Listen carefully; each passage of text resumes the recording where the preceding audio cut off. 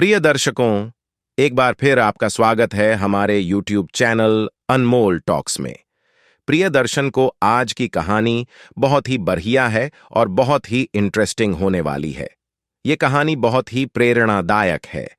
जो लोग इस कहानी को दिल से और मन से सुनते हैं, उसके घर में कभी भी कोई कलह उत्पन्न नहीं होगा। उसके घर में हम इस सुकुर शांति बनी रहेंगी। मां लक्ष्मी का सदैव आगमन रहेगा। प्रियदर्शी को यह तो आपने बखूबी सुना होगा कि जिस घर में रोज लड्ढाई झगड़े होते हैं, रोज करें उत्पन्न होता है, उस घर में बरकत नहीं होती, मां लक्ष्मी का आगमन नहीं होता। जिसके घर में सुख शांति होती है, उस घर में सुख समृद्धि की प्राप्ति होती है और मां लक्ष्मी का निवास सदैव बना रहता है। ये कहानी हमारे जीवन में हमें यह प्रेरणा देगी कि हमें घर में लड्ढाई झगड़े क्यों नहीं करने चाहिए, और जिस घर में लड्ढाई झगड़े होते हैं तो उनको किस तरीके से रोका जाए। प्रिय दर्शन को घर में सुख शांति का होना बहुत जरूरी होता है, क्योंकि जहां सुख शांति होती है वहां लक्ष्मी निवास करती है। जहां कलर उत्पन्न होता है, लड्ढाई झगड़े होते हैं, वहां ए लक्ष्मी निवास करती है, दुख दरिद्रता निवास करती है। इसीलिए हो सके तो इस कहानी पर जरूर अमल करें और इस कहानी को पूरा सुनें। कहानी आपको आपके जीवन में ढेरों सारी प्रेरणाएं देगी। ये बहुत ही प्रेरणादायी कहानी है। शुरू करने से पहले जो लोग हमसे नहीं जुड़े हैं वो हमारे चैनल को सब्सक्राइब करें, अच्छे अच्छे कमेंट करें, बेल आइकॉन ऑन करना ना भूलें ताकि हर आने वाले वीडियो का नोटिफिकेशन सबसे पहले आपको मिले। प्रिय दर्शकों, हमारे इस चैनल में हम रोज नई कहानियां, नई नई जानकारी लेकर हाजिरी होते हैं। शुरू करते हैं आज का ये प्यारा सा वीडियो। प्रियदर्शी को एक जंगल में एक मोर एक मोरनी रहा करते थे। मोर और मोरनी दोनों बड्ढी हंसी खुशी रहते थे। एक दिन मोरनी मोर से कहती हैं कि पियाजी हमें यहां से चलना चाहिए, और यहां से चलने के बाद जहां हमारी समाज के पक्षी रहते हैं, जहां काफी सारे नहीं रहते हैं, हमें वहां चलना चाहिए। मोर मोरनी से कहता है कि प्रिय वहां चलेंगे तो लड्ढाई झगड़े होंगे, इससे अच्छा तो हम सुकून से दोनों यहां रहते हैं। लेकिन मोरनी जीत करती है। प्रिय दर्शकों, दोनों उड्डी करके एक नगर में आ जाते हैं।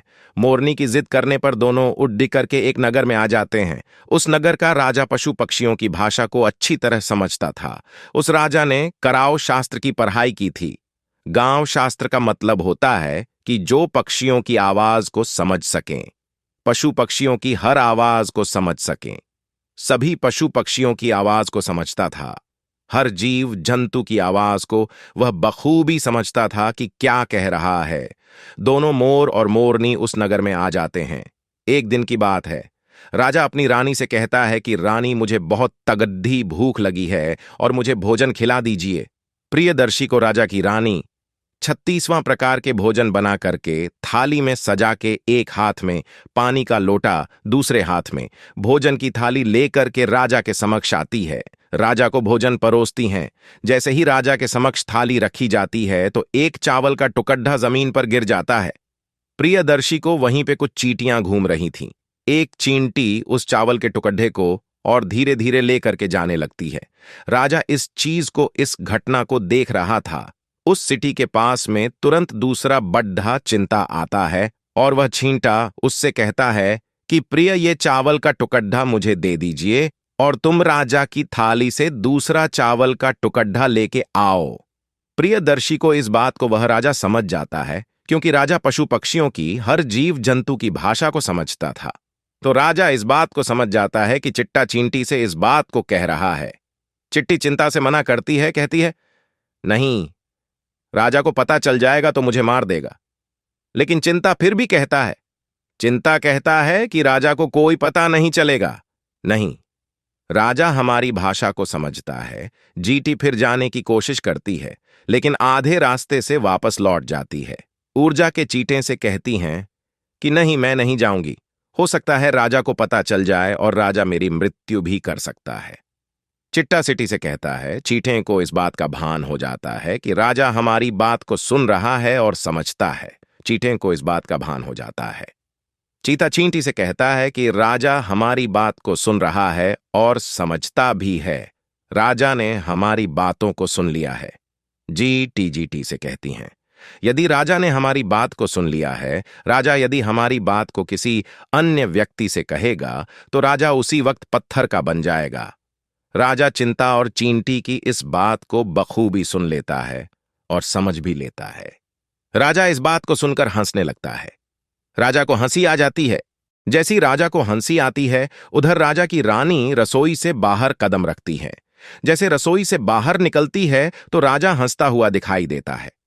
रानी राजा को हंसता हुआ देखकर सोचने लगती है कि शायद मुझसे कोई गलती हुई है, इसलिए राजा हंस रहे हैं। रानी राजा के पास में आती है तो राजा से कहती है, महाराज, क्या मुझसे कोई अपराध हुआ है? क्या मुझसे कोई गलती हुई है जो आप इतने तगड़े हंस रहे हैं? राजा कहता है, नहीं, ऐसी कोई बात नहीं है, बस ये तो यूं ही हंसी आ गई। प्रिय दर्शकों, रानी जिद करती है और कहती है, नहीं, मुझे आपको बताना ही पड़ेगा। क्या आप किस बात पे हंस रहे हैं? राजा बार बार मना करता है, क्योंकि राजा को पता था, राजा को यह मालूम था कि चींटी ने यह कहा है, यदि मैं चींटी वाली बात किसी को बताऊंगा तुम्हें पत्थर का बन जाऊंगा। इसीलिए राजा रानी को यह बात नहीं बताना चाहता। लेकिन रानी बार बार जिद करती है और कहती है, आपको मुझे बताना ही पड़ेगा।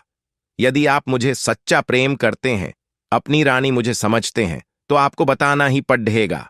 अब राजा धर्म संकट में पड़ जाता है। राजा बार बार मना करता है। यदि राजा रानी को बात बताता है तो हो जाएगा, यदि नहीं बताता है तो रानी का विश्वास खत्म हो जाएगा। ब्रदर्स को रानी जिद करने लगती है। कहते हैं ना, त्रिया हट और बाल हट बहुत तेज होती है। दोनों हट से हमेशा बचकर रहना चाहिए। जितना हो सके इनको संभाल के ही रखना चाहिए। प्रियदर्शी को राजनीति करती है कि चक्कर में राजा को झुकना पड़ देता है। वो राजा कहता है, ठीक है, यदि मैं आपको ये बात बताऊंगा तो आपको पछताना पड़ेगा। रानी कहती हैं कि अभी तो आप मना कर रहे थे कि यूं ही कोई बात नहीं है, अभी आप कह रहे हैं कि मुझे पछताना पड़ेगा। जरूर कोई तगद्दी बात है। पुरानी और भी ज्यादा जिद करने लगती है। राजा कहता है, ठीक है, यदि आप नहीं मान रही हो तो किसी जंगल में चलते हैं, वहां मैं आपको इस बात को सुनाऊंगा। प्रिय दर्शकों, राजा रानी रथ में सवार होकर के और जंगल की तरफ निकल जाते हैं। जैसे वह जंगल में, घनघोर जंगल में पहुंच जाते हैं और राजा इस बात को शुरू करने लगता है, रानी को सुनाने लगता है। जैसे वह थोड़ी थोड़ी बात कहते गया, जैसे ही राजा थोड़ी थोड़ी बातें रानी को सुनाता गया, वैसे वैसे वो धीरे धीरे पत्थर का होता गया। जैसे राजा ने आधी बात रानी को सुनाई तो आधा पत्थर का हो गया। राजा फिर रानी से कहता है कि रानी, मैं धीरे धीरे पत्थर का बनता जा रहा हूं, तुम बहुत पछताओगी। रानी कहती हैं कि राजा साहब, महाराज, थोड़ी सी बात बची है, उसको भी कह दीजिए। प्रिय दर्शन को राजा संपूर्ण बात कहता है और राजा पूरा पत्थर का हो जाता है। रानी की जिद के कारण राजा पत्थर का हो जाता है। रानी सिर पकड़ डट के रोने लगती हैं, उस पत्थर को हिलाने की कोशिश करती है, मगर भारी भरकम पत्थर कैसे ही ले, क्योंकि राजा बहुत भारी था। इस कहानी से हमें यह सीख मिलती है कि कभी भी त्रिया हट के चक्कर में न पड़। जो लोग प्रिय हट के चक्कर में पड़ जाते हैं उनका पतन निश्चित होता है। इसलिए कभी भी के चक्कर में न पड़ हैं। हम उम्मीद करते हैं कि ये जानकारी आप